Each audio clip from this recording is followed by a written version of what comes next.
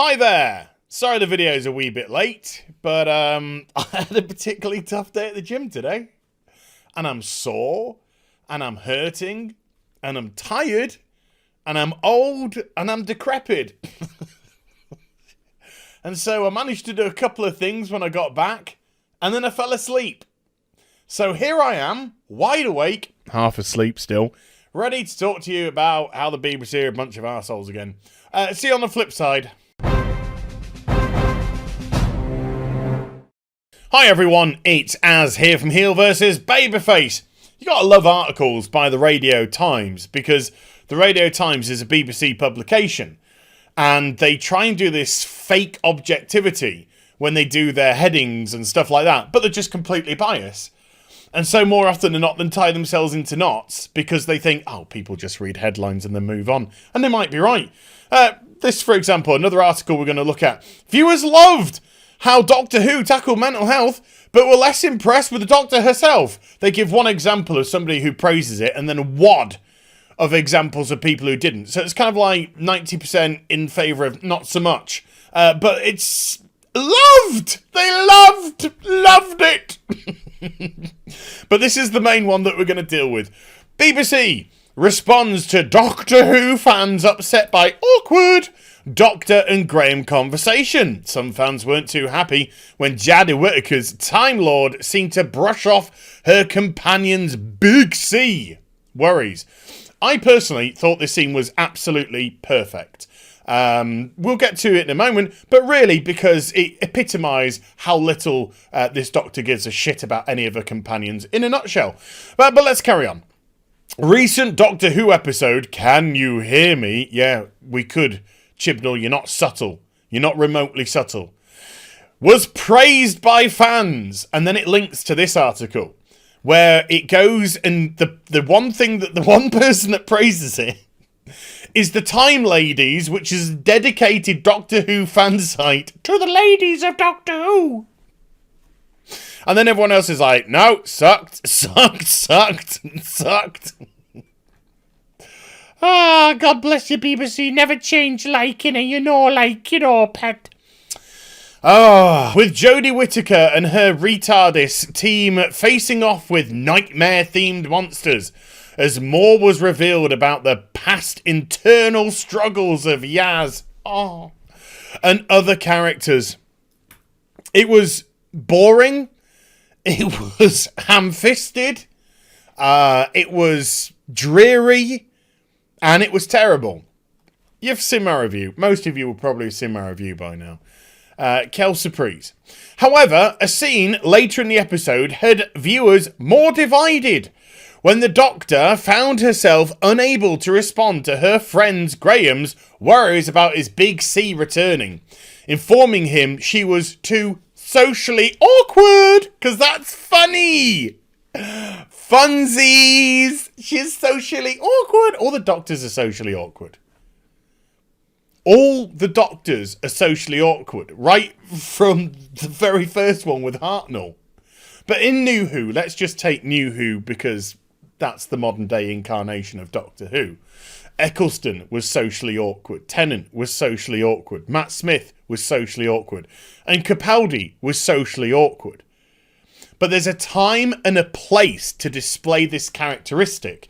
And the time is when you want comedy.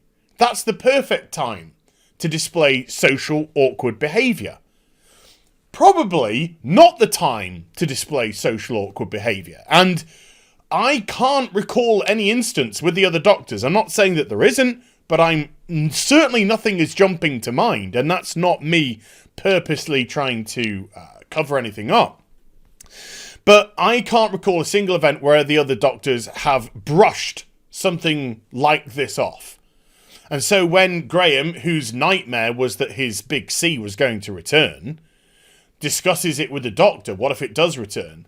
And she just goes, I should respond with something positive, shouldn't I? Reassuring, but I'm kind of socially awkward, so I'm just going to move over to the console and press some buttons until I think of something, but it'll be too late by then. And they played it for laughs.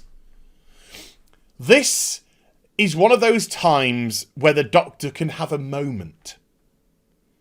This is one of those times where the Doctor, who is socially awkward anyway, it isn't just Whittaker's Doctor that is, and to try and pass it off that she is ridiculous. They all are.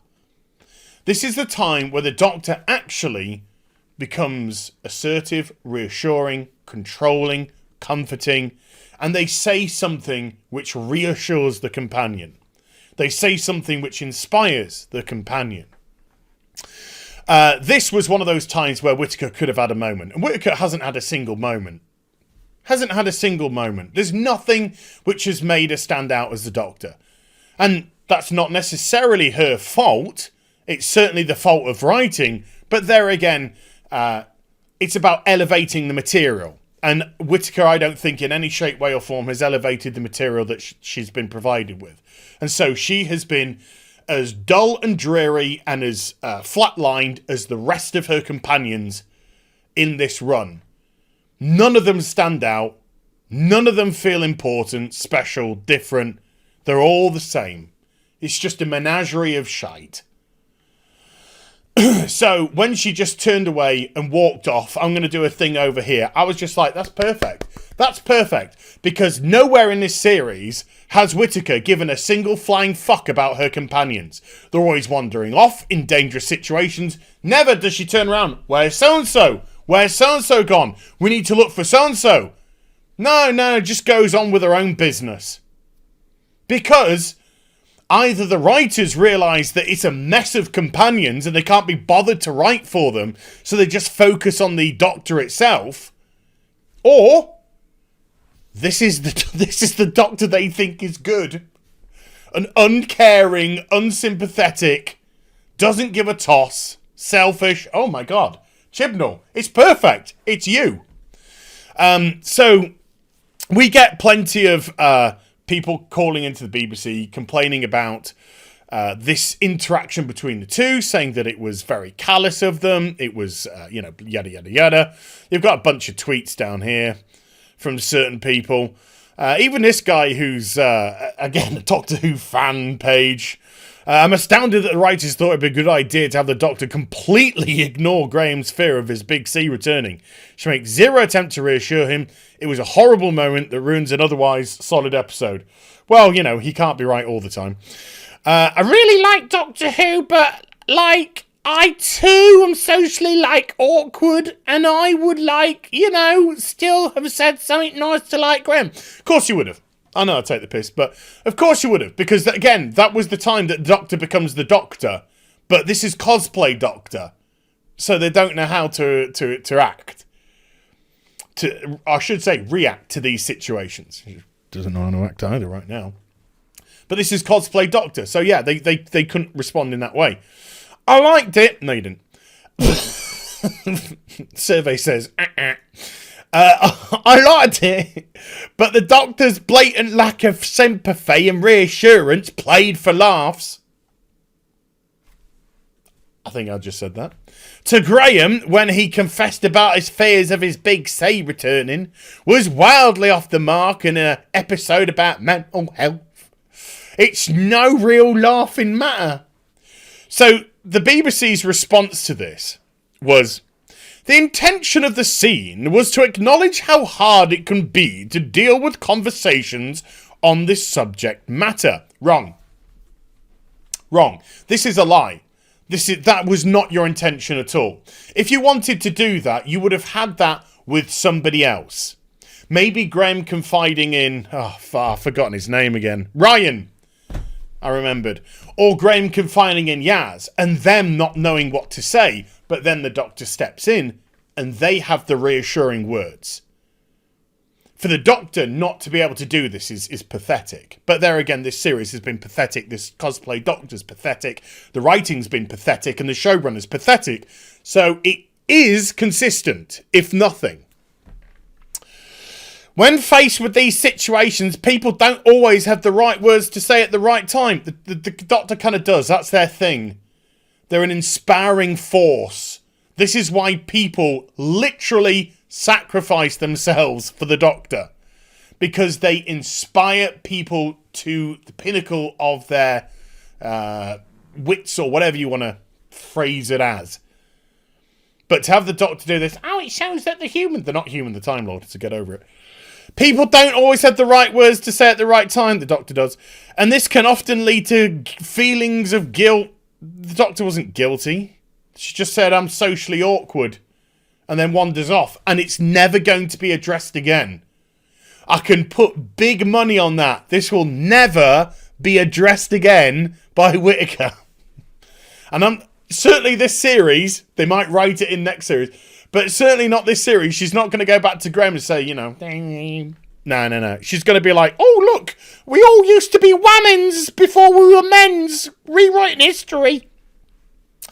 The intention was to sympathise with all those who may have found themselves in a similar position. This is a mitigated bollocks. Of course it's a mitigated bollocks. It doesn't sound right. That's because it isn't right. And it's not right because they don't know how to write the Doctor, for a start.